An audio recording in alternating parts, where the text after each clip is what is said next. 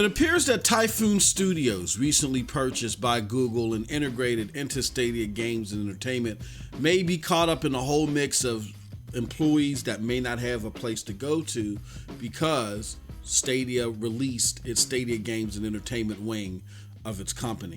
With that being said, we still got to play Journey to the Savage Planet. Finally got my hands on it. Man, oh man, oh man, is this a true gem? And what does this say about Typhoon Studios and their future? What should it say? Let's get into all that. Here we go. I'm not sorry. Stay sick cause I follow my gut. They say I was pushing my luck. I'ma push me a matte all black truck. I'm not sorry. What's up, people? What's up, people? What's up, people? It is your boy MM2K back again with another episode of the SDO Daily. Do me a huge favor before we get into this one. Hit that like button, hit that subscribe button, rock those bells for notifications, please, so you know when your boy's dropping these doses. I appreciate all of y'all straight up. Y'all know the deal, y'all know the reason, and y'all know the slogan. I am not too proud to ask. Let's get into it. All right, let's talk about it, y'all. You see the game on your screen. The game that you do see on your screen is called Journey to the Savage Planet. It is made by the company formerly known as Typhoon Studios that was integrated into Stadia Games and Entertainment. As we all know, Stadia Games and Entertainment got dissolved a week prior to this recording as Stadia decided not to continue and pursue its first-party development program. 150 employees were involved in this dissolving of its first-party efforts altogether. Now, this the people at Google, the good people at Google, said that they got things that they, in line for these people as they're looking to scramble and find places for them to be. But are they going to find places for everybody that wants to remain? It remains to be seen. And as we know, at least one of the people that have been affected by this move, they said, you know what, I'm out. And that's Jade Raymond. She's already gone to pursue other opportunities. That being said, we still got this game, and there's still other projects that they were working on that they're going to finish up, they're going to wrap up, they're going to ship out and continue to put out there on Stadia, right? And then they have this project here, which was the Stadia port of Journey to the Savage Planet. Now, Journey to the Savage Planet, it's gotten a lot of accolades, and everybody that I've talked to that's played the game before I even got my hands on it, they had nothing but high praise for the game. They said this is a hell of a game, right? So it was a good thing to know that we're getting this game, even though we're not getting it exclusively, but there is like an exclusive version that has like all this stuff that came with it, and it was bundled in with the Stadia Pro subscription, so you can access this game and all those extra trinkets for no additional cost. So that was an extra plus. So I'm hearing people talking about this game. Now, this game was the highlight of a feature that we run here on this channel called My First Look. And that's where we take our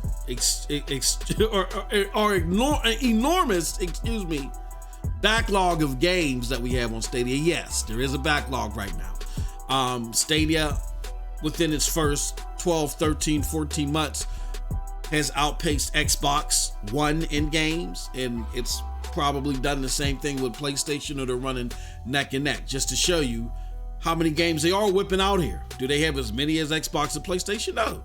They've been out for this generation several years. They've been out in existence decades. So of course that's not even a realistic comparison. But what you can look at is what they're doing around the same amount of time as these competitors, or as these future competitors, I should say.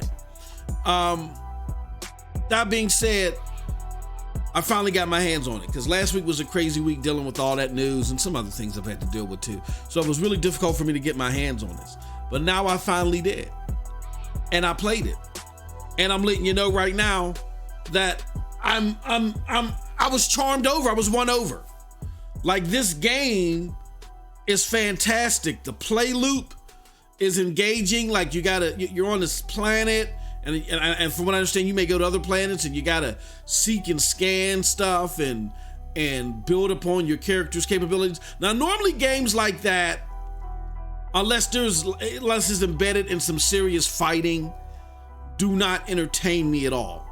But it's the way that it's packaged together in this game, and the gameplay and the movement is solid in this game. It reminds you of, I want to say, what how the interaction in No Man's Sky was supposed to be. And it reminds you of the missing action and play loop that should have been in Outer Worlds. Outer Worlds is just a talk simulator where you can shoot at people. That's all. It's solely about the conversations. And I didn't like that. I didn't like that aspect of how Obsidian did their part into New Vegas. I know that's not a popular opinion, especially with all the mods that's with New Vegas, but that is my least favorite Fallout. And because games like these, they have to have a balance of the crafting, a balance of the exploration, a balance of the interaction with the environment and the enemies, the gameplay loop, all that stuff. And Journey to the Savage Planet seems like a perfect balance of all that. So then I look at this game and I say, wow, is this game that great? Like, if I would have got this thing released early 2020 on other platforms. If I would have got my hands on this game earlier, how would I have bowed this against everything, including Cyberpunk?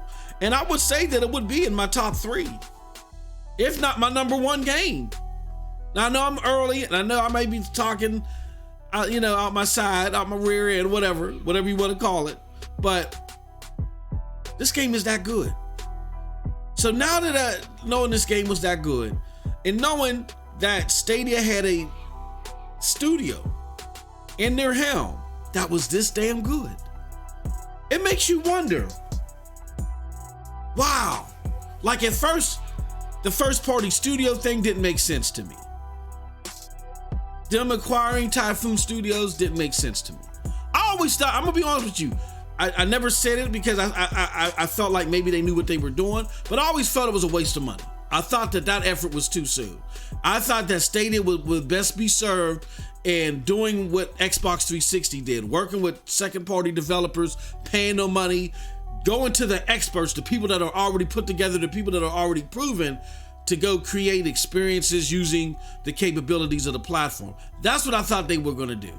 Not try to do something on their own, build a team, because that takes a lot of effort and a lot of money, and you go through a lot of resources trying to do that. So I said to myself, well, being that they're going to do that, all right, fine. I don't know how well it's going to be or whatever, how long it's going to take. But then now that I see what Typhoon Studios is capable of and their talents, I'm saying to myself, was it just Stadia being really out of order? Like, it seemed like the problems that run with Stadia is that things happen out of order. Like, maybe before you went and got and developed this first party studio, that you just hooked up with Typhoon, had them work on this port, maybe have them develop another game, let that game be multi-plat as well, but maybe it comes first to Stadia, and then it be multi-plat everywhere else, you know what I'm saying? So you can get money with them. Kind of like how Xbox is going to do with Bethesda. I think that's smart, that they're still going to keep, all of their most of their stuff, if not all, multi-plat. Make money, make revenue off of it. And then as the platform gets to its apex, then you can sit there and say, okay, well now, there is no excuse on why you can't get this platform. And if you don't get this platform and play these games, then you're going to miss out. See, that all could have started with Typhoon Studios, maybe other studio that can run independently. Then once you got money generating, you use that money that you're generating to supplement, you know what I'm saying, the building of these first party studios. All right, you use that money to subsidize those efforts, and it seems like they did it out of order. And then what happens is, as they continue to grow and their confidence continues to grow, they make bigger and better games. Like, I'm looking at what they're doing here with this game, and this is better than earlier efforts of Obsidian, I feel. Like, this could have been Stadia Games and Entertainments. This could have been their Bethesda, their Obsidian, had they just worked it in order. I think they bit off more than they chewed, and unfortunately Typhoon Studios had to, be direct victim of that. Now, y'all know the head of Typhoon Studios, Alex Hutchinson. He said the unfavorable things about streaming and all the other stuff. And to that I say, whatever. Google and themselves and the rest of the world let him know how they felt about that. But that doesn't take away from the man's talents. And it doesn't take away from the studio's talents. Who's to say the rest of his co-workers and the people that work in that studio felt that same way? So don't let that cloud your judgment over the capabilities that they have. This is a hell of a game, and it deserves a lot more attention. And dare I say, I'm gonna say it because we got to keep it real here. They deserve a lot better than being bought up temporarily just to do one port and to be thrown to the wayside. I'm hoping that what Google does is that there's nothing they can do about Jade Raymond. For lack of a better term, no pun intended, she seems jaded already. She's gone. She sent out that tweet from WCCF Tech. It was unflattering, didn't make the company look good, whatever the case may be, whatever it is. It is what it is. But hopefully Typhoon Studios, Aaron Hoffman, John, talents like that, they can retain at some capacity and then put back together after several years when they are ready to give this another try. Because I do wholeheartedly believe that this is a reboot effort. Even though I may not like the messaging, and I'm going to talk about that at another time. I don't like the messaging. I don't like the follow-up to the messaging. I don't like none of this stuff. I just don't like it. I don't think it's good. I don't like it. But with that said, I do think that they are trying to make improvements and enhancements for long-term stability, and just working this, I know hindsight is 2020, but just working this a little bit better could have gone a long way in that effort. So hopefully, again, they can retain this talent. They can do something with it, because man, oh man, this game is fantastic. It really shocked me how well this game is. And if you want to see my first look, definitely hit that join button. Look for that video and become a member. You got to be at least a prescription member, or you can just click the link that I'm gonna have in the description, because this is a hell of a game. And with that said, that's it from your boy Mim2K. Let me know what you think about all this in the comment section below, because like I always say, we're curious what I think. But if you did like what I had to say, check out the links below to follow me. Those links will lead you to the Broadband Bullies, PNTS Network, Hard Knock Digital Culture, and yes, the Stadia Dosage. And with all that said, you all have a wonderful, wonderful gaming day. Peace.